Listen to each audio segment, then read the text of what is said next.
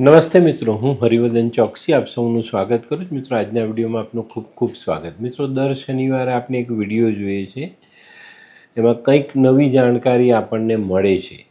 હમણાં આપણે જોઈ રહ્યા છીએ વાસ્તુ અંગેના વિડીયો. તો આપણી જે પ્રોપર્ટી છે, આપણે જે રહીએ છીએ મકાન, તો આ મકાનના જે નિયમો છે એને બનાવવાથી માંડીને કે એમાં કઈ વ્યવસ્થા રાખવી, કયો ખૂણો ખુલ્લો, ક્યાં રસોડું, ક્યાં બેડરૂમ, એ બધું વાસ્તુમાં આવે. પણ મેઇન વસ્તુ છે કે માનવ જીવનમાં મકાન ક્યારે બનાવવું એની જાણકારી તમને હોવી જોઈએ. ને આ જાણકારી ના હોય તો આપણને તકલીફ પડે. આપણે ઘણી વખત આપણા ગ્રુપમાં બેઠેલા છે, આપણા સગા સંબંધીમાં, આપણા કોઈ અડોશ પડોશ સાથે બેઠેલા હોય ને ત્યારે એવી વાત નીકળે કે ભાઈ, હું જૂના ઘરે રહેતો હતો ને ત્યાં બહુ આનંદ હતો, સુખ શાંતિ હતી, કોઈ તકલીફ નહીં હતી. મેં મકાન બદલું ને ત્યારથી મારા જીવનમાં અશાંતિ આવેલી છે, તકલીફો આવી છે, પૈસામાં નુકસાન થયું, માંદગી આવી, ઉપરા છાપરી મોત થયા. આ બધી વસ્તુઓ જીવનમાં આપણે સાંભળવા મળે છે. પણ આનું કારણ શું? જૂના ઘરમાં સુખી હતો એ માણસ ખાલી ઘર બદલીને નવા ઘરમાં આવ્યો તો એને દુઃખ કેમ પડ્યું? પણ આની જાણકારી આપણે મેળવતા નથી, અને આવી જાણકારી બહુ ઓછા માણસો પાસે હોય છે. અને કેટલાક અનગઢ માણસો છે જે વાસ્તુશાસ્ત્રી થઈને બેઠેલા છે, એ લોકોને આ બાબતનું જ્ઞાન હોતું જ નથી. એ લોકો માર ઠોક ચાલે જ છે. તો આ બધી વસ્તુ ન થવી જોઈએ. અને ચોક્કસ તમને પોતાને એવું સરસ જ્ઞાન મળવું જોઈએ કે તમે જાતે જોઈ શકો કે મારો મકાન બનાવવાનો સમય ક્યારે છે, અત્યારે ચાલે છે, મારે અત્યારે મકાન બનાવવું જોઈએ કે પછી બનાવવું જોઈએ, કયા સમયમાં મકાન બનાવવું જોઈએ, તો મને શું ફાયદો, શું નુકસાન મળી શકે. પણ આની જાણકારી આપણે મેળવતા નથી અને કોઈ બાબતે ધ્યાન નથી આપતા. આપણે જ્યારે ત્યારે જે કરવું છે એ કરીએ છીએ અને પછી એને ભોગવીએ છીએ. મિત્રો, આજના વિડીયોમાં આપણે કોણે ક્યારે મકાન બનાવવું એની જાણકારી ચોક્કસ રીતે તમને આપું છું. ધ્યાન આપજો અને એને જીવનમાં જોડજો, ક્યારેય દુઃખી નહીં થાવ. મકાન બનાવવા માટે છે ને આપણે કોઈ બહુ મોટી તોપ ફોડવાની નથી. આપણી જન્મ કુંડળી આપણે ખોલીને જોવાની છે, અને શનિની પનોતીઓ ચાલે છે એનું થોડુંક એક કોષ્ટક, એનું જ્ઞાન આપણે મેળવી લેવાનું, તો ચોક્કસ આપણે આ બાબતે જાતે નિર્ણય લઈ શકીએ. હવે જન્મ કુંડળી ખોલી એમાં આપણે શનિનું સ્થાન જોઈએ છે. તો આપણે પહેલા સ્થાનથી શરૂ કરીએ કે પહેલા સ્થાનમાં શનિ હોય તો એને ક્યારે મકાન બનાવવું, અને મકાન બનાવી દે તો શું અસર આવે. પહેલા સ્થાનમાં શનિ હોય ને તો કુંડળીમાં 7 અને 10મા સ્થાનમાં નજર કરો. આ સ્થાન ખાલી હોવું જોઈએ તો તમે મકાન બનાવી શકો. પણ આ સ્થાનમાં જો કોઈ ગ્રહ બેઠેલો છે તો તમારે 48 વર્ષ 48ની ઉંમર પછી તમારે મકાન બનાવવું જોઈએ. અને જો આવો માણસ મકાન બનાવી દે, 7-10માં કોઈ ગ્રહ બેઠેલો છે, શનિ મહારાજ પહેલા સ્થાનમાં બેઠેલા છે, તો આવો માણસ 48 વર્ષની ઉંમર પહેલાં મકાન બનાવે તો જીવનમાં તકલીફ આવે, અને આ માણસ પોતાના ધંધાને ગુમાવી બેસે, ગરીબીનો સામનો કરવો પડે. અરે ઘણી વખત ખાવાના ફાંફા પડી જાય એવી પરિસ્થિતિમાં માણસ ચાલ્યો જાય. તો આવા સમયે બહુ ચોકસાઈ રાખીને ચાલવું જરૂરી. આવા માણસોએ 48 પછી મકાન બનાવવું જોઈએ.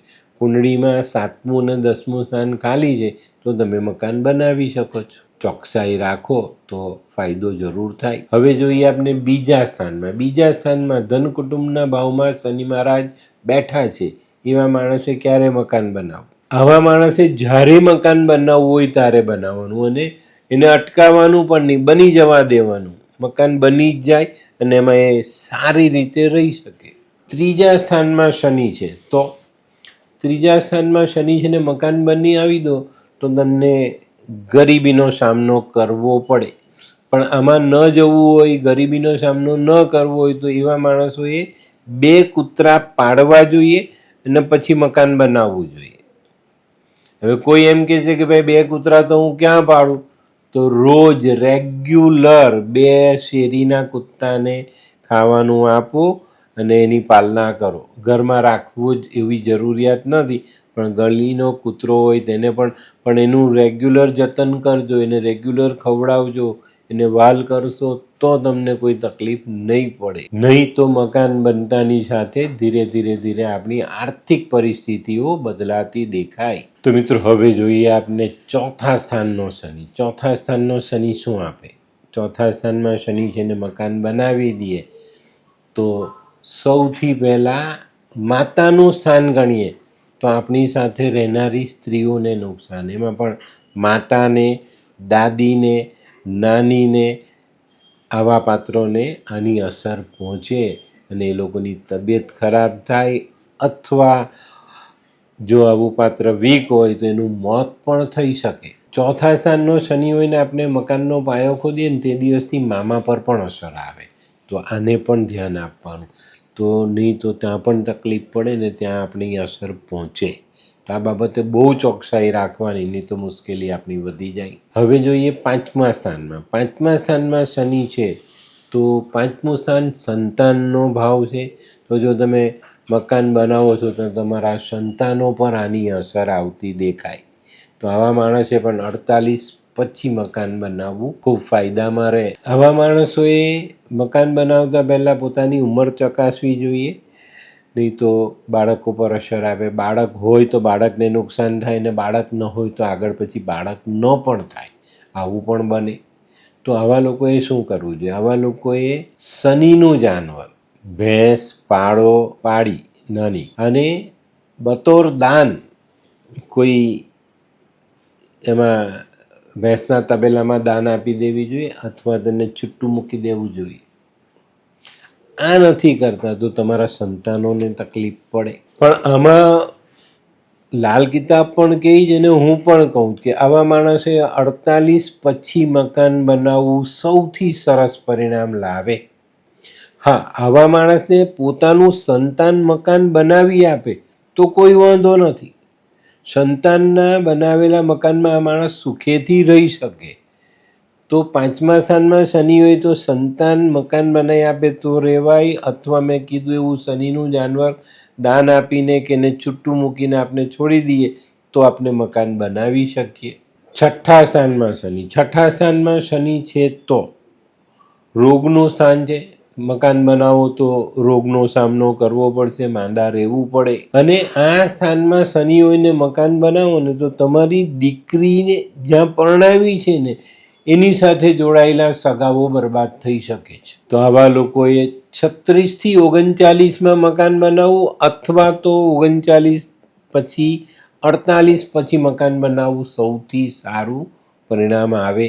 સાતમે શનિ છે તો આવા માણસને તૈયાર મકાન મળી જ જાય. એની પાસે મકાન બનાવવાની સગવડ થાય ને એ નક્કી કરે કે મારે મકાન બનાવવું છે તો એને ઓટોમેટિક તૈયાર મકાન મળી જાય, અને તે પણ વ્યવસ્થાવાળું મકાન મળી જાય. એનું ધારેલું જે મકાન હોય ને એવું મકાન એને બેઠું મળી જાય. તો સાતમા સ્થાનમાં શનિ ઉચ્ચના થાય છે, અને ઉચ્ચના શનિ આ રીતનું સારું પરિણામ તમને આપી જાય. તો મિત્રો હવે જોઈએ આપણે આઠમા સ્થાનનો શનિ. આઠમા સ્થાનમાં શનિ હોય ને એ માણસ 48 વર્ષ પહેલાં મકાન બનાવે તો એક પછી એક મોત થવાની શક્યતાઓ બહુ મોટી થઈ જાય, અને આપણી સાથે જોડાયેલું કુટુંબ અને કુટુંબમાં એક પછી એક 3 મોત થવાની શક્યતાઓ નકારી ન શકાય. આ આઠમું સ્થાન જે છે ને એમાં ચોકસાઈ રાખવાની છે. જન્મકુંડળીમાં તો ખરું જ, અને આઠમા સ્થાનમાં ગોચરમાં પણ જો શનિ હોય આઠમા સ્થાનમાં તો મકાન ક્યારે પણ બનાવવું નહીં, નહીં તો ઉપરા છાપરી આપણા કુટુંબમાં મોત થવાની શક્યતાઓ છે. આઠમા સ્થાનના શનિવાલાએ લગભગ 48 પછી મકાન બનાવવું ફાયદામાં સાબિત થાય. હવે નવમા સ્થાનનો શનિ. નવમા સ્થાનનો શનિ છે તો મકાન બનાવતી વખતે ખાસ ધ્યાન રાખો કે પોતાની પત્નીના પેટમાં તમારું બાળક ન હોવું જોઈએ, ને બાળક હોય તો આ સમયે મકાન નહીં બનાવો. અને આવા સમયે માતાના પેટમાં પણ જો બાળક હોય તો પણ ન બનાવવું જોઈએ, જીવનસાથીના પેટમાં બાળક હોય તોય ન બનાવવું જોઈએ. અને 9મા સ્થાનમાં શનિ હોય તેને વધારેમાં વધારે 2 મકાન બનાવવા જોઈએ. 9મા સ્થાનમાં શનિમાં આ એક જ બાત છે, માતાના પેટમાં અથવા જીવનસાથીના પેટમાં બાળક ન હોવું જોઈએ. એ ડિલિવરી થઈ જાય પછી તમે મકાન બનાવી શકો. અને 9મા સ્થાનમાં શનિ હોય તે માણસે ફક્ત 2 મકાન બનાવવા. 3જું મકાન બનાવવાનો પ્રારંભ કરશો એટલે તમારી પાસે રહેલી મિલકત ધીરે ધીરે ઓછી થવા માંડશે. તો આ બાબત પર બહુ ચોકસાઈ રાખજો, નહીં તો મુશ્કેલીઓ વધે. અને 3જું મકાન બનાવે ને તો જેના નામે આ મકાનો છે ને એ માણસ મોતની નજીક ચાલ્યો જાય. તો આ બાબત પર પણ પૂરતું ધ્યાન તમારે આપવાનું છે. તો મિત્રો હવે જોઈએ આપણે 10મું સ્થાન. 10મું સ્થાન શનિ મહારાજ લઈને બેઠા છે, પોતાના સ્થાનમાં બેઠેલા છે, પોતાના ઘરમાં શનિ મહારાજ બેઠેલા છે. તો જ્યાં સુધી તમે મકાન નથી બનાવતા ત્યાં સુધી શનિ તમને મકાન બનાવવા માટેના પૈસા આપતો જશે અને તમે ધીરે ધીરે પૈસા ભેગા કરશો. પણ જેવું તમે જો મકાન બનાવી દીધું અને તમારી ઉંમર 48 વર્ષથી નાની છે તો તમારી પાસેની મિલકત, તમારો કામ ધંધો, આ બધી વસ્તુઓ ઠપ થઈ જાય. પછી તમને ખાલી ખાવા પૂરતા પૈસા મળે, મકાન બનાવી ન શકો. અને મકાન બનાવી દો તો ધંધાકીય મોટી લોસ થવાની શક્યતા છે. જેના જીવનમાં 10મા સ્થાનમાં શનિ હોય ને એને 48 પહેલાં મકાન બનાવ્યું હોય તો એને ધંધાકીય તકલીફો હોય જ છે. આમદની બરબાદ. પણ જે કંઈ બી શનિ તરફથી જે એની ફેસિલિટી મળી હોય ને એ બધી શનિ મહારાજ બિસ્તરા સાથે ઉઠાવીને ભાગી જાય આવા સ્થાનમાં શનિ મહારાજ બેઠા હોય ત્યારે. તો મિત્રો હવે જોઈએ આપણે 11મું સ્થાન શનિ મહારાજ લઈને બેઠા છે. તો આવા માણસોએ રિહાયશી મકાન એટલે રહેવા માટેનું મકાન 55 વર્ષની ઉંમર પછી બનાવવાનું. દુકાન બનાવી શકાય, કારખાનું બનાવી શકાય, પણ રહેવા માટેનું મકાન 55 વર્ષની ઉંમર પછી બનાવવું સારામાં સારું પરિણામ આપે. જો 55 વર્ષ પહેલાં આવો વ્યક્તિ મકાન બનાવી દે છે તો એ જ મકાનમાં જિંદગીના છેલ્લા સમયે સડીને મરવું પડે, રોગના ભોગ બનવું પડે. તો આ બાબત પર ચોકસાઈ જરૂર રાખજો. તો મિત્રો હવે જોઈએ 12મા સ્થાનમાં શનિ. 12મા સ્થાનમાં શનિ છે તો 12મા સ્થાનમાં શનિ હોય ત્યારે લાલ કિતાબે બહુ સરસ એક વાત કીધી છે કે સાપ અને વાંદરો ક્યારે પોતાનું મકાન બનાવતા નથી. સાપ અને વાંદરો બંને ક્યારે પણ મકાન બનાવતા નથી. વાંદરાની તો એવી આદત હોય કે કોઈ પક્ષીએ પોતાનું ઘર બનાવ્યું હોય તો તેનો માળો પણ એ વીખી નાખે. તો 12મા સ્થાનના શનિવાલો પોતાનું મકાન બનાવવાનું શીખે જ નહીં. આવા વ્યક્તિને તૈયાર મકાન મળી જાય, જેવું જોઈતું હોય તેવું મળી જાય. અને આ જ રીતના મળેલું મકાન એના માટે ફાયદાકારક પણ સાબિત થાય. એમાં રહી તો એને સુખ મળે.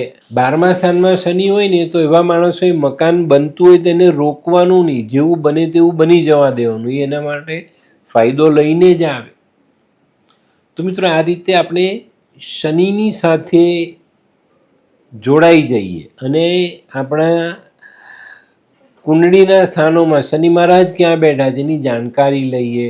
શનિની પનોતી ચાલતી હોય, 7.5 ચાલતી હોય, 8મે શનિ ચાલતો હોય ત્યારે મકાન ન બનાવીએ.